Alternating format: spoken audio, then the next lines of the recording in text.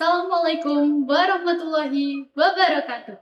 Selamat datang di Poles, Podcast Lensa Semagu.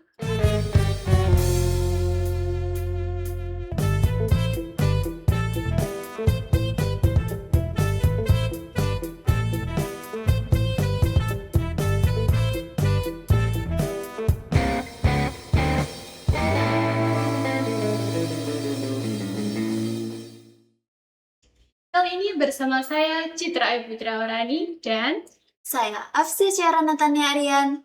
host yang akan menemani podcast pada kali ini. Masih dalam edisi Lentera. Apa itu Lentera? Lensa Terangi Ramadan. Kali ini, pada episode Lentera kali ini, kita kedatangan tamu yang sangat spesial. Boleh dong untuk perkenalan terlebih dahulu ke teman-teman semuanya? Oke, semuanya selamat pagi. Perkenalkan, saya Muniken, nama lengkap.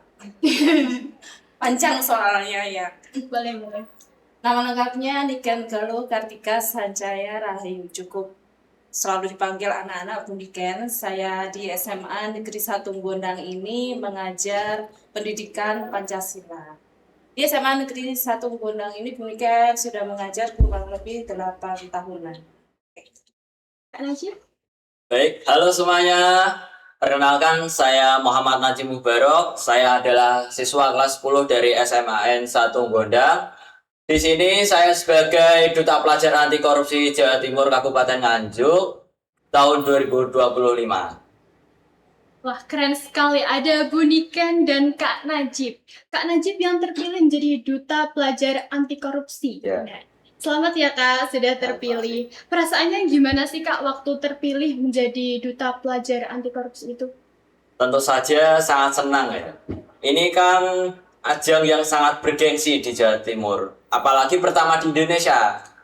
Nah, jadi saya sangat bangga dan sangat senang bisa sampai ke tahap sampai saat ini. Awalnya saya tidak mengira sampai akan sejauh ini karena pesertanya itu sangat banyak saat itu. Bisa sekitar 2000 atau lebih kalau nggak salah.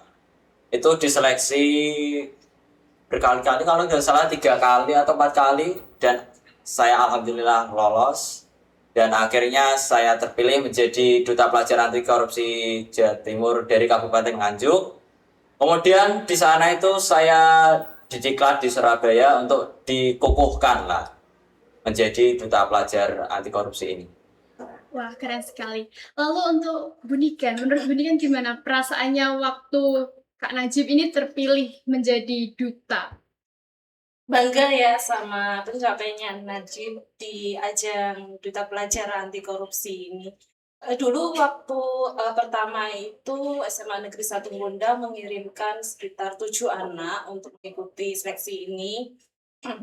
Jadi beberapa seleksi ya, jadi mereka harus bikin poster, kemudian mereka bikin video, kemudian tes online tes online itu beberapa pertanyaan, kemudian resume. Nah, 2 sesi ini anak-anak 7 anak ini lolos untuk poster dan video. Kemudian diseleksi lagi, alhamdulillahnya Najib masuk 20 besar ya, 20 besar. Kemudian ada seleksi resume. Nah, resumenya ini yang bikin deg-degan pemainnya waktu itu.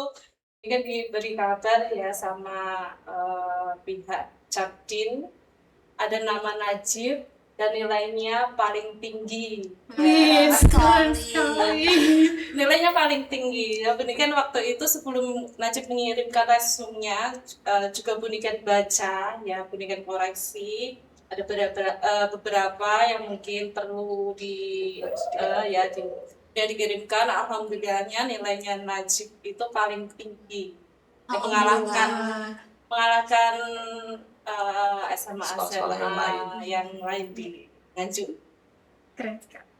Nah, ini kan masih berhubung dalam bulan Ramadan ya, Bu. Ya. Nah, menurut Bu Niken dan juga Kak Najib nih, kan kita diajarkan untuk menahan hawa nafsu. Apakah nilai-nilai anti korupsi itu masih berkaitan dengan hal tersebut? Tentu saja ya, karena hawa nafsu itu kalau kita artikan itu kan keinginan yang tidak terkendali. Sedangkan korupsi ini juga berkaitan dengan hawa nafsu. Ya, contoh aja ini ya, misalkan eh, kita punya teman nih yang bestie. Teman kita itu dari keluarga yang berkecukupan. Dia bisa minta ini itu kepada orang tuanya, sedangkan kita dari keluarga yang biasa saja, kalau pengen itu harus berusaha, harus nabung. Nah, kalau kita mengikuti hawa nafsu, ya kita iri nih sama teman yang punya mungkin dia beli iPhone. iPhone 17 Pro Max. Ya, padahal harganya selangit itu ya. Sedangkan tabungan kita cuma ada beberapa ratus ribu. Nah, kalau kita mengikuti hawa nafsu, pasti kita akan melakukan hal-hal yang berujung hal negatif. Nah, sebenarnya Karena itu kan tidak boleh ya. Ingin gitu. Nah, kalau kita mengikuti hawa nafsu kita, misalkan kita kekeh nih pengen beli iPhone 17, akhirnya kita harus bohong kepada orang tua, bilangnya ada pembayaran ini, ternyata nggak ada pembayaran di sekolah, misalkan. Nah, itu kan juga berujung korupsi ya. Betul. Ya, jadi korupsi itu nggak melulu mengenai Uang. ya. Hal-hal kecil juga berkaitan dengan korupsi. Kalau mungkin teman-teman kalau dengar kata korupsi, itu pasti Langsung ke uang gitu ya. pasti kepikirannya langsung wah kasus besar yang merugikan negara triliunan, miliaran, gitu kan. Padahal enggak, korupsi itu bisa terjadi di sekitar kita. Jadi ada berbagai macam bentuk korupsi dan korupsi itu nggak melulu tentang uang. Iya, jadi harus pengendalian hawa nafsu. Ya, jadi kenapa kok di bulan Ramadan ini kan katanya setannya dikurung. Nah, kenapa kok masih terjadi hal-hal negatif? Nah, itu setannya Siapa? Nah, itu Jadi setannya itu bukan berbentuk sosok tapi adalah hawa nafsu iya, kita hawa sendiri. nafsu kita. Jadi sangat berpengaruh juga dengan sikap anti korupsi. Jadi kita harus mengendalikan hawa nafsu kita supaya kita tidak melakukan hal-hal negatif. Jadi kita harus bersyukur dengan apa yang kita punya. Nah, Jadi itu sebagai sebuah pengendalian gitu ya. benar. Menurut Kak Najib, Nah, untuk saya sendiri di bulan puasa ini sangat cocok sekali ya untuk melatih diri kita agar tidak melakukan hal perbuatan korupsi. Karena puasa ini kan hakikatnya adalah menahan hawa nafsu. Nah, untuk menahan hawa nafsu sendiri, kita membutuhkan konsistensi diri dan juga disiplin diri yang kuat.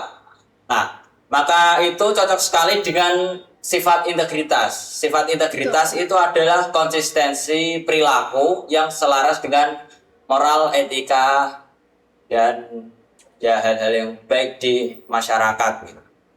Nah, kenapa integritas? Nah, karena integritas itu adalah sifat yang dapat melawan perbuatan korupsi ini. Karena orang yang memiliki sifat integritas pasti tidak akan melakukan perbuatan korupsi. Nah, maka dari itu di bulan puasa ini sebagai ajang untuk melatih diri agar kita dapat memiliki sifat integritas. Karena di bulan puasa ini kan kita harus disiplin, bertanggung jawab pada diri kita sendiri dan jujur kepada diri kita sendiri. Karena puasa itu kan ya harus menahan diri dari perbuatan-perbuatan yang buruk atau tercela. Begitu. Menurut Bunikan dan Kak Najib, gimana sih peran sekolah dalam menerapkan nilai-nilai anti korupsi yang dilakukan selama Ramadan ini? Baik, sangat berpengaruh sekali ya. Sekolah itu menentukan bagaimana siswa-siswa itu belajar di tempat tersebut. Karena sekolah itu kan mengatur kurikulum ataupun ya cara mengajar dari siswa-siswa tersebut. Jadi sekolah itu dapat mungkin memberikan menyisipkan sifat-sifat integritas atau anti korupsi ke dalam pelajaran mereka, kurikulum mereka. Seperti mungkin di sela-sela pelajaran kita memberikan permainan kejujuran ataupun permainan tanggung jawab. Dan di sekolah kan kita juga diajarkan untuk disiplin, tepat waktu, menaati peraturan, begitu. Jadi menurut saya peran sekolah itu sangat berpengaruh dan sangat penting untuk melatih integritas dan sifat anti korupsi gitu. Menurut Bu Niken? Kalau di bulan Ramadan ini ya, Ya. jadi seperti yang dikatakan Najib, integritas itu enggak melulu mengenai kejujuran, tapi juga tanggung jawab sama apa yang diberikan. Ya, misalkan tugas harus sesuai, harus amanah. Nah, kalau di bulan Ramadan ini, sekolah kan mengadakan beberapa kegiatan ya. Yang baru kemarin itu zakat, ya pembagian betul, zakat ya. pembagian zakat. Nah, itu siswa diberikan tanggung jawab untuk membawa zakat berupa beras seberat 3 kilo. 3 kilo. Nah, itu dibawa enggak berasnya, apakah beratnya sesuai, apakah dikurangi sesendok apa ya, kita kan nggak tahu ya. Jadi kita harus tanggung jawab sama apa tugas yang sudah diberikan. Nah, kemudian pembagiannya juga apakah sudah sesuai kriterianya, apakah sesudah jumlahnya, apakah ini dapat bagian nggak nih anak OSIS? Jangan seperti itu ya. Jadi harus semuanya dibagikan sesuai targetnya. Seperti itu. Kemudian kemarin kan kita sudah melaksanakan ujian bersama, ujian harian penilaian harian bersama. Nah, itu juga dari pihak sekolah juga melatih siswa-siswinya untuk namanya nilai anti korupsi. Nah, di bulan Ramadan ujian. Padahal kan masih banyak nih anak-anak yang melakukan kecurangan. Ya, ada beberapa yang hari ini dapat punishment berupa ujian ulang ya.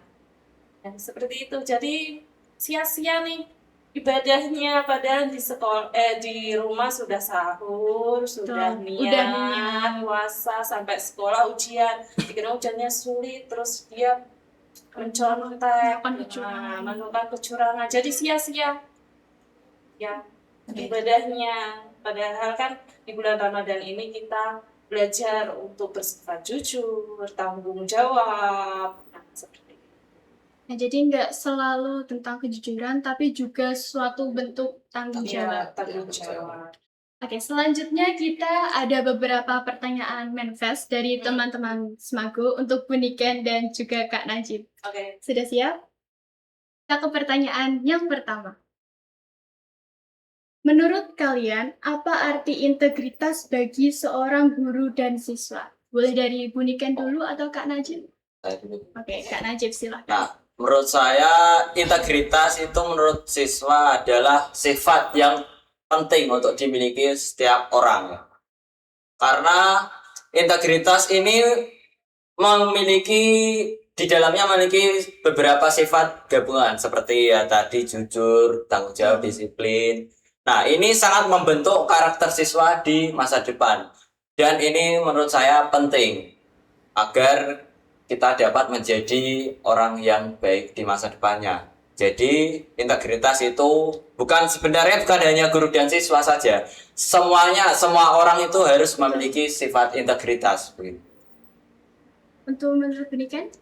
Setuju ya sama pendapatnya Najib mengenai integritas bagi guru dan siswa. Kalau mungkin ini ya sering ngasih contoh secara langsung ke teman-teman ya, walaupun ini mengenai pelajaran ataupun apapun, selalu berikan beri ini ya contoh secara langsung. Kalau integritas itu kan mengenai kejujuran ya, kejujuran dan juga tanggung jawab ya, pemberian tugas seperti itu. Nah, bagaimana kalau kita jujur dalam suatu tindakan, berbagai tindakan, kemudian tanggung jawab sama tugas yang kita terima sebagai guru dan juga sebagai siswa. Nah, kalau guru kan tugasnya mengajar, siswa tugasnya belajar, menerima tugas, Bertanggung jawab atas tugas tersebut. bertanggung jawab atas tugasnya. Jadi tugas apa yang diberikan dan harus sesuai. Nah, kemudian sebagai guru juga seperti itu, ya mengajar. Mungkin ada beberapa ini ya, kenapa kok banyak siswa yang terlambat, banyak guru yang terlambat masuk kelas, siswa juga begitu ya. Pada itu hal-hal kecil yang mungkin menjadi kebiasaan, padahal itu adalah hal yang buruk, yang negatif ya. Nah, itu menjadi pemicu apa ya? Korupsi itu sendiri ya. Ya, betul. Ya, betul. Korupsi waktu. Korupsi waktu. Nah, benar. Jadi karena korupsi itu nggak melulu mengenai uang, Wah, jadi ya. bisa juga korupsi waktu. Korupsi waktu. Jadi penanaman integritas ini juga sangat penting sekali ya. Iya. Karena dampaknya jika tidak dilakukan, hal sekecil itu aja dampaknya juga sangat besar dan Iya. sangat merugikan juga. Itu bisa terbawa sampai nanti Betul, dewasa. sampai tua juga ya. Nanti bahkan juga bisa menurun ke anak cucu. Ya. Karena kebiasaannya. Ya, betul. Kita lanjut ke pertanyaan yang kedua. Menurut kalian, apa langkah sederhana yang bisa dilakukan siswa untuk membangun budaya anti korupsi? Bunikan, Membangun budaya anti korupsi. Jadi seperti tadi, kebiasaan. Ya, kita harus membiasakan diri untuk bersikap jujur, bertanggung jawab. Nah, ini kalau kita nggak dibiasakan, jadi nggak hanya bulan Ramadan aja nih, mumpung bulan Ramadan kita harus jujur, enggak. Jadi harus kita biasakan sehari-hari. Jadi harus sesuai antara perkataan dan perbuatan. Nah, kalau misalkan di bulan Ramadan, Cip, kamu puasa nggak? Puasa, terus pembagian MBG, ada susu nih. Nah, minum nah, itu kan nggak sesuai ya sama apa tuh perkataan sama perbuatannya nggak sesuai. Nah, jadi kita harus kebiasaan dari sekarang ya. Jadi nggak hanya di bulan Ramadan aja kita membiasakan diri untuk jujur dan bertanggung jawab. Seperti itu. Kebiasaan sih ya. Ya, seperti boneka tadi harus dibiasakan dari hal-hal terkecil dulu. Seperti mungkin menghilangkan kebiasaan terlambat. Nah, ini dimulai seperti itu saja sudah sangat berpengaruh karena kita mulai membiasakan diri untuk melakukan perbuatan anti korupsi. Contoh lagi ya, pulang ujian, saat ujian kita tidak menyontoh walaupun kita kesusahan tapi kita tetap berusaha. Itu sudah sangat mencerminkan sekali untuk budaya anti korupsinya. Jadi kita harus memulaikan dari hal yang kecil, seperti saat juga mungkin membeli jajan misal, ataupun ya membeli hal yang lain, kita harus jujur. Seperti membeli gorengan 5 ya harus mengatakan 5, jangan ambil 5 bilangnya 1 itu gak bayar lagi. itu lebih parah sih kalau sampai nggak bayar. Nah, itu Nah, jadi seperti harus itu dibiasakan dari hal-hal kecil. Karena hal kecil itu juga bisa berdampak besar loh teman-teman. Nggak harus yang langsung yang besar, itu tidak, harus biasakan sehari-hari. Ya, betul. Oke, lanjut pertanyaan yang ketiga.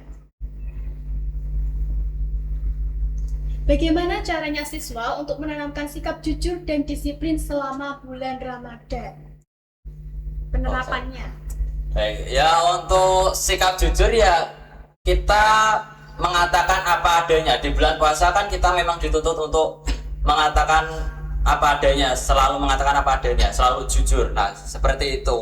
Karena walaupun tidak hanya di bulan puasa sebenarnya, setiap hari kita harus selalu berkata jujur. Karena kalau kita sering berkata jujur, maka orang akan mudah untuk percaya kepada kita. Gitu. Nah, untuk disiplin sendiri ya kita harus menjalankan puasa itu seperti apa aturannya, tidak boleh melanggar. Ataupun di sekolah ya menaati tata tertib begitu. Puasa ini kan menahan hawa nafsu. Nah, menahan hawa nafsu berarti dilarang untuk melakukan hal-hal yang Tidak sebaiknya dilakukan. atau nafsu lah yang sebagai alasan untuk melakukan hal-hal tersebut. Nah, maka dari itu kita harus menjaga diri ataupun mengikuti aturan tersebut melalui sikap disiplin ini. Jadi ini sangat baik sekali di bulan Ramadan ini untuk mengingatkan kita kembali akan pentingnya disiplin. Ini kan? Oke, kalau sikap jujur dan disiplin selama bulan Ramadan ya.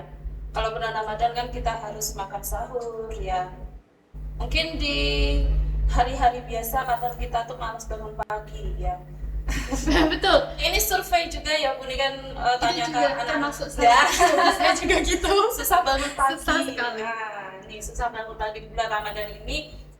juga latihan juga bagaimana kita disiplin mengenai waktu, ya tepat waktu sahur, kemudian habis sahur jangan tidur dulu. Ada kewajiban yang harus dilakukan. Iya, harus sholat subuh dulu. Betul. Nah, seperti itu ya, disiplin gitu ya. Nah, ketika bulan Ramadan, kita kemarin kan ulangan ya, untuk kelas 10-11 kan masuknya agak siang tuh ya. Tapi Iya. masih ada Yang terlambat, padahal maksudnya kan jam 11 ya. Sudah ada jadwalnya juga. Sudah ya, ada Bu? jadwalnya, padahal itu kan jarak dari makan sahur ke situ kan Jauh Jauh sekali. sekali. Kenapa kok masih ada Jam-jam. yang terlambat gitu kan ya. Apalagi kalau pagi ya, yang biasa ya, yang sebelum bulan Ramadan ataupun tidak ulangan ya, itu kan kita masuknya pagi. Nah, itu kita juga harus disiplin waktu ya. Kalau mungkin terlambatnya 1 kali 2 kali mungkin masih dimaklumi. Kalau terlambatnya Terus hampir- menerus juga. hampir setiap hari dengan alasan yang Ya. berbagai macam, tidak masuk akal, itu kan sudah apa ya, sudah tidak jujur dan juga nggak disiplin. Nah, Betul. padahal kan sebenarnya mereka itu bisa kok bangun pagi. Nah, padahal masih muda kan ya.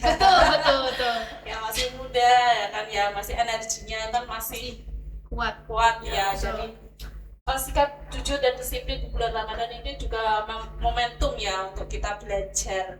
Karena Nanti selain penerapannya yang berpengaruh juga kita dapat pahala. Nah, Ya, betul ya, Bu? betul. Nah, nanti mungkin akan terbawa setelah Ramadan ya. Setelah Ramadan kita Betul. masih bangun pagi, masih semangat untuk berangkat pagi, masih disiplin ya, seperti itu. Oke, lanjut ke pertanyaan selanjutnya. Untuk Najib nih, Ini untuk Najib. Kayaknya saya ini. khusus nih ya. Untuk Najib, ceritain dong pengalaman jadi duta anti korupsi sama prosesnya gimana saja. Ya walaupun tadi sudah saya bilang, bagi saya akan lebih detail.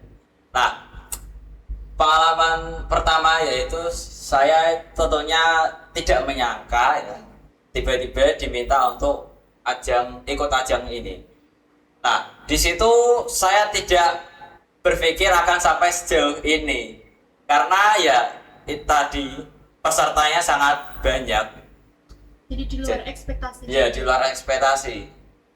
Jadi saya ya hanya ikut saja, ya melakukan apa yang diminta, mengikuti seleksi, dan alhamdulillah yang pertama administrasi lolos, yaitu membuat poster, kemudian video juga lolos, kemudian membuat rangkuman atau esai itu juga alhamdulillah lolos, dan akhirnya ditetapkan sebagai duta pelajar anti korupsi Nganjuk untuk Jawa Timur. Nah, pengalaman saya saat itu kan sudah ditetapkan menjadi duta pelajar anti korupsi Nganjuk. Nah, kemudian saya itu didiklat di Surabaya selama 3 hari. Nah, di sana saya diberikan materi-materi tentang anti korupsi dan integritas tentunya, dan juga public speaking. Nah, di sana itu kami juga diajarkan seperti itu, bagaimana nanti sosialisasinya begitu. Nah, di sana itu 3 hari kan. Nah, 2 hari pertama itu kami diberi materi tentang ya anti korupsi, kemudian integritas selama 2 hari. Nah, di hari ketiga ini kami seperti penetapan atau pemilihan untuk sebagai duta pelajar anti korupsi yang Jawa Timur yang utama. Jadi diambil 5 besar itu. Untuk yang Jawa Timur sendiri itu 5 besar, tapi setiap kabupaten itu ada 1 pasang. Nah, jadi seperti itu. Di hari terakhir itu ya walaupun sayang sekali tidak sampai yang utama, tapi alhamdulillah sudah sampai ke Nganjuk. Jadi walaupun tapi tetap semuanya itu mendapat apresiasi. Tuh. Selama prosesnya itu kan panjang sekali Iya, ya Kak panjang Najib, sekali. dan ada tahap-tahapnya juga. Ya. Saat melewati itu semua Kak Najib ada rasa nggak sih kayak capek, pengen nyerah gitu? Ya paling capek itu saat membuat video ya. Deadline-nya itu hanya 5 hari, dengan itu diminta untuk mengikuti kursus online, kursus anti korupsi itu banyak sekali materinya. Kalau saya nggak salah itu 2 hari saya menyelesaikannya. Jadi alhamdulillah masih tepat waktu. Dan untuk video itu saya ngebut 1 hari dengan teman saya itu membuat video itu sore hari sepulang sekolah itu ngebut sekali. Jadi ya Jangan sekali ya, saya rasa itu video saya itu sangat kurang maksimal lah karena terburu-buru kan. Ya, ada cerita nih tambahan nih ya. Ayo boleh. Oh, iya. Gimana ceritanya? Ya. 7 anak kan ya. Iya. Nah, waktu itu udah mau deadline Ya, untuk cepat bikin sekali. video ya. 5 hari dan Nah, 5 hari. Nah, hari itu Jumat ya. Ya, hari Jumat. Nah, Bunikan itu minta bantuan ya sama anak-anak lensa untuk take video. Nah, 6 anak itu bersedia untuk take video di sekolah dengan bantuan teman-teman lensa. Nah, kebetulan Najib sudah bikin video sendiri pakai kamera HP ya Najib Iya, ya? Pakai kamera HP. Nah, itu hari Jumat ya. Ya, hari seadanya. Jumat. Nah, ala kadarnya ada Najib.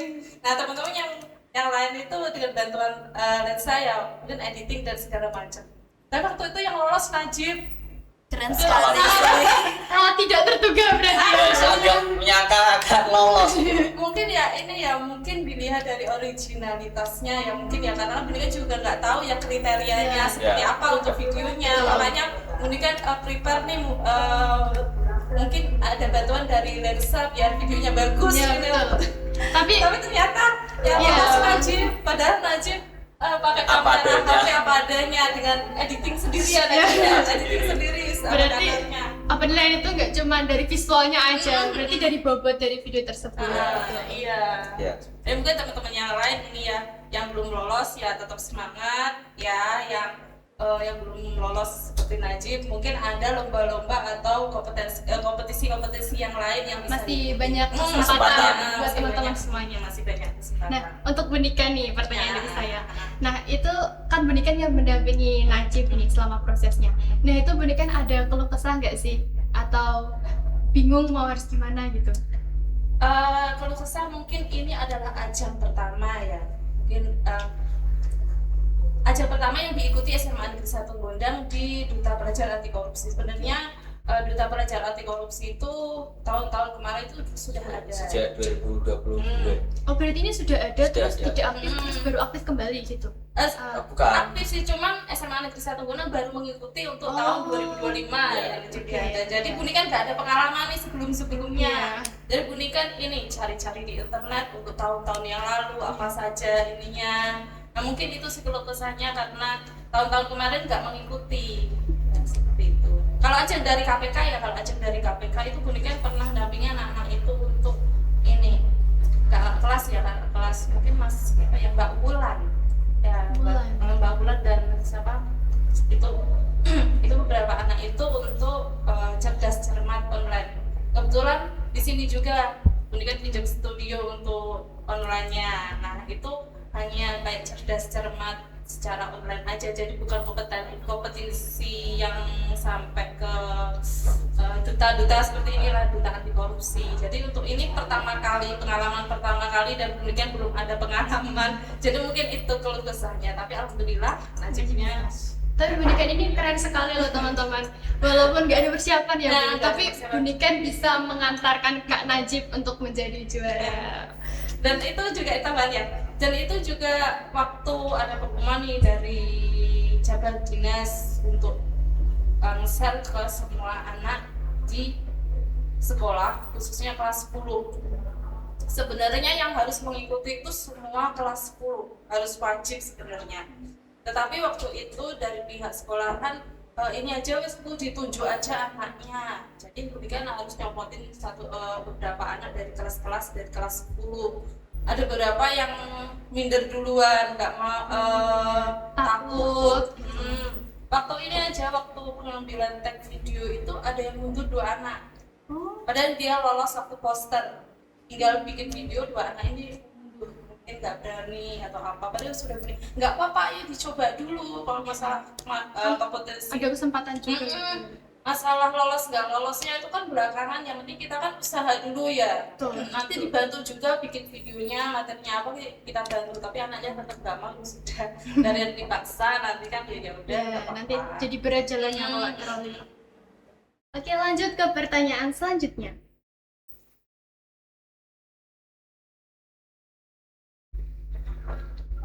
Bagaimana pengalaman pendidikan selama mengajar di SMA Satu Gendang? Dan kenapa tertarik jadi guru? Nah, ini Aduh, ini pertanyaan khusus untuk Bu Nika panjang nih. sekali ini ceritanya. Oke, kenapa tertarik jadi guru? Sebenarnya ya, waktu lulus ya, pendidikan kan memang kuliahnya kan jurusannya kan guru, pendidikan Pancasila. Nah, jadi kan pasti kalau lulus kan jadi guru. Nah waktu itu, waktu lulus pendidikan tuh ini pengennya kerja dapat gaji yang tinggi kan. Kalau guru lulus kuliah dulu kan harus Lanjut pendidikan. nah kayak maksudnya kalau di sekolah itu kan harus honorer dulu. Betul. Nah sedangkan gaji guru honorer kan ya begitulah ya begitulah Adalah pokoknya. ya, pokoknya ya. Jadi dulu tuh Bunikan tuh lulus kuliah nggak langsung jadi guru teman-teman. Jadi Bunikan itu ngelamar kerja di perusahaan swasta di Jakarta waktu itu, di sebuah perusahaan motor ya Di sensor. mereknya sensor ya, sebuah perusahaan. Waktu itu training waktu itu dengan berat hati meninggalkan keluarga dengan ambisi Bunikan dapat gaji gede Iya, ya. betul. lolos kemudian training selama 1 bulan kalau nggak salah itu di Jakarta. Setelah training magang ternyata Bunikan nggak dapat penempatan magang di Jawa Timur, hanya ada kosong di Jawa Barat. Jawa Barat dan Jawa Tengah kalau nggak salah. Akhirnya Bunikan pilih Jawa Barat.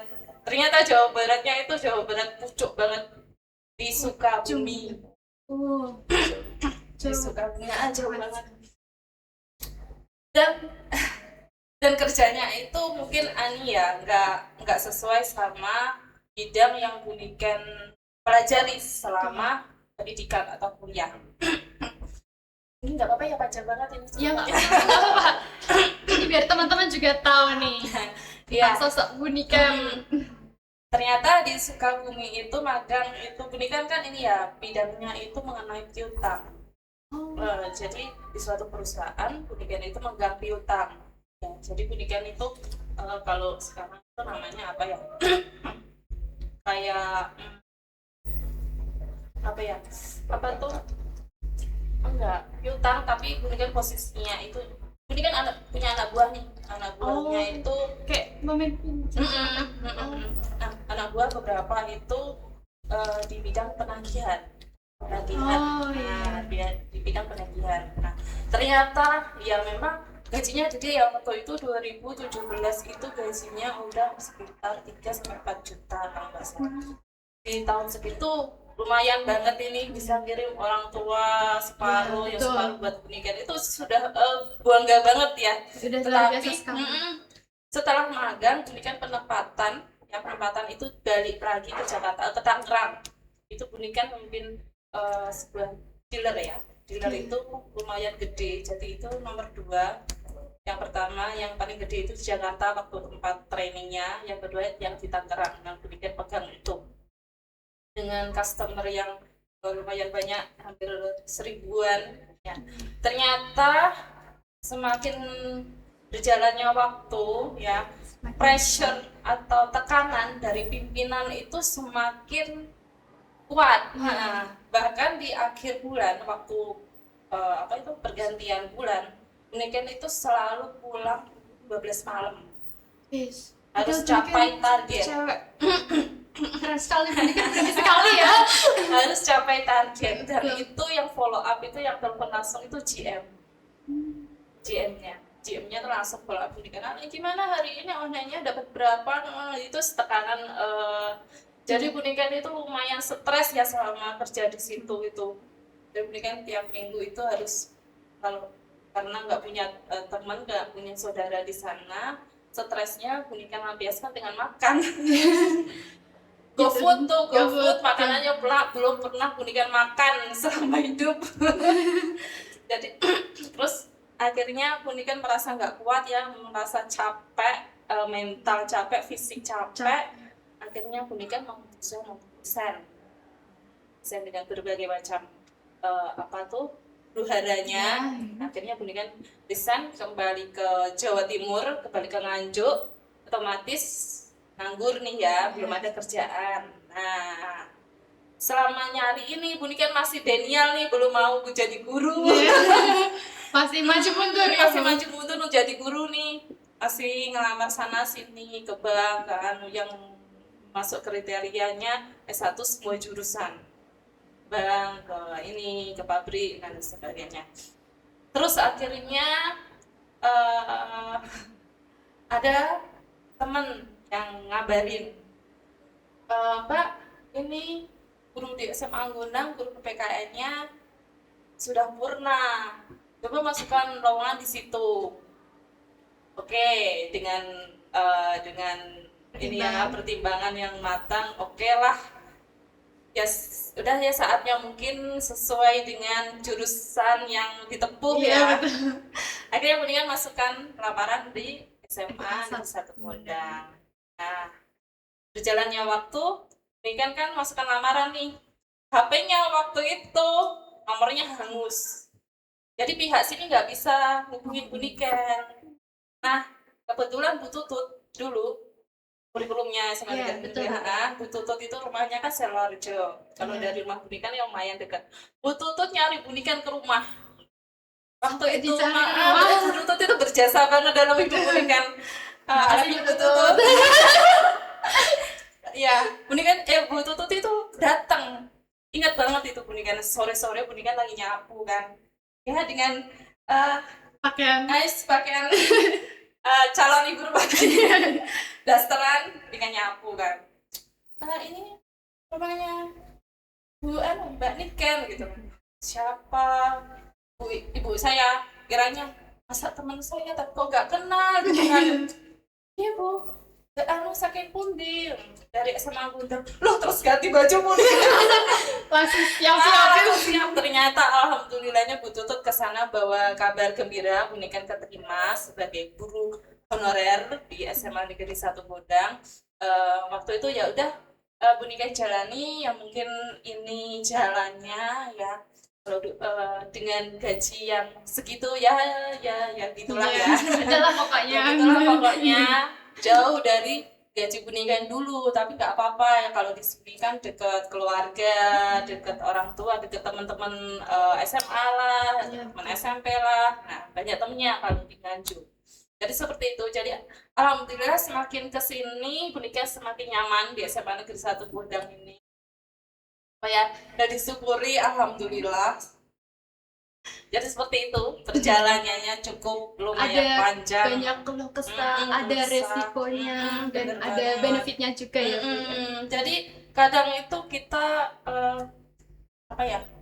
kita berangan-angan yang bagus-bagus nih, tapi ternyata kita nggak tahu resikonya ke depan, kita nggak tahu jalan terjalnya ya.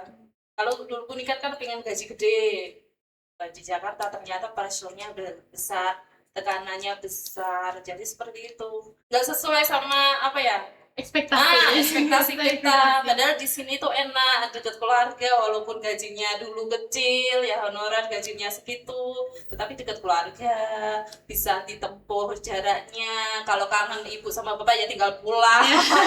Ya kalau di sana kan dulu Bunikan ya kalau pulang dia harus nunggu lebaran, harus nunggu cuti.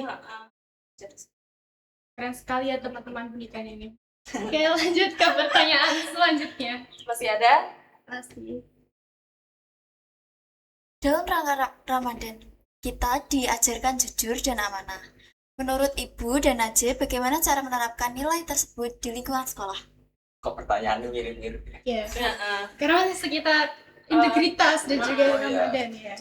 Untuk jujur yang seperti saya bilang tadi ya, mulai dari mungkin perkataan kita yang bisa dibuat untuk sesuai apa yang adanya, membiasakan diri lah untuk jujur. Dan di Ramadan ini kan kita diminta untuk berbuat yang baik, sehingga ya sesuai dengan jujur ini kan juga diperintahkan mengutamakan kejujuran. Nah, Betul. maka dari itu Ramadan ini sangat baik sekali untuk menerapkan atau melatih siswa melatih kejujuran. Nah, dan untuk amanah sendiri ini berhubungan dengan tanggung jawab. Nah, jadi di puasa Ramadan ini kita juga dilatih untuk bertanggung jawab pada diri kita sendiri, seperti ya menahan hawa nafsu, tidak makan, tidak minum. Nah, itu kan membutuhkan tanggung jawab yang besar. Kalau tidak punya tanggung jawab ya mungkin tidak akan peduli, makan saja, lapar. Nah, maka dari itu maka dari itu puasa Ramadan ini sangat membantu kita untuk berlatih bertanggung jawab, dan bertanggung jawab sendiri sangat berhubungan dengan amanah, begitu. Menurut Buni kan? Mungkin ini ya masih sekitar jujur dan amanah, jadi harus sesuai dengan perkataan dan perbuatannya, harus seimbang, harus sesuai. Kalau enggak ya enggak, kalau iya ya iya, ya gitu ya. Harus membiasakan diri untuk jujur dan amanah. Kalau kita misalkan diberi tugas, misalkan harus sesuai dengan apa yang ditugaskan kepada kita. Misalkan demikian dapat tugas nih dari Pak Bima untuk mengikuti atau datang di sebuah acara misalkan. Ya jadi harus sesuai. Demikian datang ke sana, mencatat apa isinya pertemuannya, jadi harus amanah. Ya kalau teman-teman di sekolah ya kalau ada tugas, jadi harus amanah. Ya kalau misalkan teman-teman OSIS nih. Dapat tugas pembagian zakat, jadi harus amanah pembagiannya, harus sesuai kriteria, siapa yang mendapatkan. Jadi seperti itu, jujur. Kalau misalkan terlambat harus jujur kenapa terlambatnya, jangan Beralasan A sampai Z. Iya, alasan A sampai Z. Nah, jadi harus sesuai antara perkataan dan perbuatan, amanah. Nah, Lanjut ke pertanyaan selanjutnya.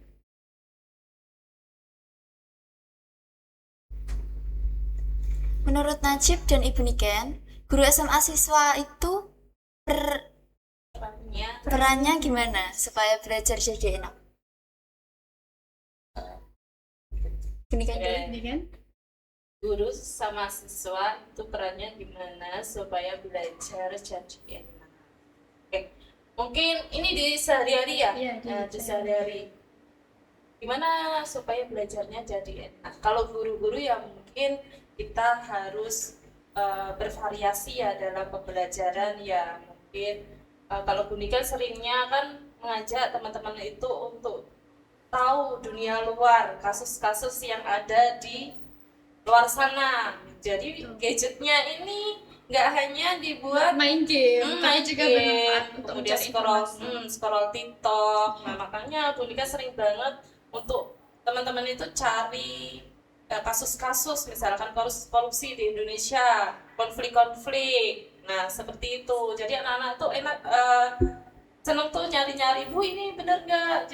Jadi mereka jadi tahu ya di luar sana itu, di luar kehidupan mereka itu ada beberapa hal-hal yang mereka nggak tahu ya. Kemudian mungkin supaya belajar jadi kan Mungkin menyenangkan gitu ya maksudnya teman-teman. jadi menyenangkan ya. Jadi seperti kita kan teman-teman kan di sini kan niatnya belajar ya, bukan niat yang lain-lain yang mungkin kalau gurunya monoton ya, gurunya kurang variasi yang membuat membosankan. Jadi kita harus enjoy aja sama diri kita, apa yang kita ini ya. Kalau misalkan ya kita bikin enjoy aja. Karena dari awal sudah ada niatnya juga ya Bu ya. Niatnya kan belajar, jadi mungkin kita harus enjoy sama apa yang sudah kita niatkan Di awal. di awal. Buat Najib? Nah, untuk menurut saya sendiri ya, guru bisa mungkin menjadi fasilitator ataupun dapat beradaptasi dengan cara mengajar yang relevan dengan siswa, gaya belajar siswa tersebut. Nah, untuk siswa sendiri mungkin bisa kooperatif lah dalam belajar. Ya saat diterangkan tidak ramai. Terpenting itu kooperatif antara guru dan siswa itu saling berkomunikasi dengan baik. Nah, lingkungan juga sangat berpengaruh sebenarnya. Lingkungannya bersih dan nyaman itu kan juga membuat belajar menjadi lebih nyaman. Ya, kalau ada sampah kan pasti tidak enak belajar. Mau belajar nulis-nulis ada bau sampah kan ya. Itu sangat mengganggu sekali. Jadi lingkungan juga sangat berpengaruh begitu. Jadi nggak cuma dari unsur guru dan juga siswa, tapi juga dari lingkungan sekitar. Lingkungan sekolah. Lanjut ke pertanyaan selanjutnya. Menurut kalian, bagaimana cara agar semangat kejujuran di bulan Ramadan bisa terus dijaga setelah bulan puasa selesai? Oke. Atau ini kan? Ya, mungkin tadi ya kebiasaan. Nah, semangat kejujuran, kebiasaan. Kalau kita nggak dilatih terbiasa untuk jujur, untuk berkata apa adanya sesuai dengan perbuatan kita, nah pasti akan terbawa nih setelah Ramadan. Disiplin juga begitu tadi ya, kalau kita harus bangun pagi, makan sahur, sholat subuh, nah pasti nanti akan terbiasa juga setelah Ramadan. Jadi jangan putus nih setelah Ramadan bangun siang sampai lupa sholat subuh. Nah seperti itu. Jadi dibiasakan. Jadi seperti berangkat pagi seperti itu. Kalau telat mungkin 1 kali 2 kali nggak apa-apa. Tapi kalau keterusan disengaja, nah itu kan gimana ya? Perlu pembiasaan lagi. Perlu pembiasaan lagi, dan kebiasaan ini akan terbawa sampai nanti ya, sampai nanti dewasa ya. Dan kejujuran juga akan jadi apa ya? Branding diri kita. Kalau kita berlaku jujur, orang pasti akan percaya sama kita. Kalau kita nggak jujur 1 kali saja, pasti orang akan sulit. Ya, walaupun kita bercara jujur ya, itu pasti sangat sulit dipercaya. Jadi kalau kita mungkin terbiasa jujur, pasti orang kalau memberikan amanah, memberikan pekerjaan, memberikan tugas, berarti kan percaya sama kita karena kita kebiasaan jujur. Kalau kita nggak jujur, pasti kalau kita bohong 1 kali aja ya, mengkhianati teman 1 kali, pasti akan selanjutnya teman tuh jadi gimana ya, was-was sama kita. Nah seperti itu. Menurut Najib? Ya seperti Bu Niken, kita harus membiasakan, karena kalau kita sudah berhenti untuk berkata jujur misalnya, untuk memulainya lagi itu susah. Beda lagi kalau kita terus melakukannya setiap hari. Nah itu mungkin bisa membuat kita semangat untuk melakukan kejujuran. Apalagi kalau kita sudah mengetahui manfaatnya, itu bisa menjadikan motivasi untuk kita selalu berbuat jujur begitu. Jadi kejujuran ini harus dijaga, harus selalu dibiasakan agar tidak padam semangatnya. Dan dampaknya juga besar sekali ya teman-teman. Lanjut ke pertanyaan selanjutnya. Sudah habis? Oke. Mungkin sampai situ dulu pertanyaannya karena sudah banyak sekali juga. Ada yang disampaikan ke Bu Niken dan Kak Najib? Ya, terima kasih sudah berbagi cerita dan pengalamannya. Dan terima kasih sudah meluangkan waktu untuk podcast Lentera. Iya, betul. Jadi di bulan Ramadan ini kita harus terus berkata jujur, bertanggung jawab seperti yang sudah dikatakan Bu Niken dan juga Kak Najib tadi ya teman-teman. Dan terima kasih Bu Niken dan Kak Najib sudah menyempatkan waktunya datang ke sini dan menemani podcast kita pada edisi Lentera kali ini. Terima kasih juga atas undangannya. Jadi kita berpengalaman untuk melakukan podcast. Mungkin segitu dulu podcast dari kita. Kita ada pantun nih buat teman-teman. Beli kurma di bulan Ramadan. Cakep. Tak lupa. Nanti bilang cakep gitu ya. Beli kurma di bulan Ramadan. Cakep. Tak lupa berbagi pada sesama. Terima kasih yang sudah mendengarkan. Sampai jumpa di Lentera episode berikutnya. Bye.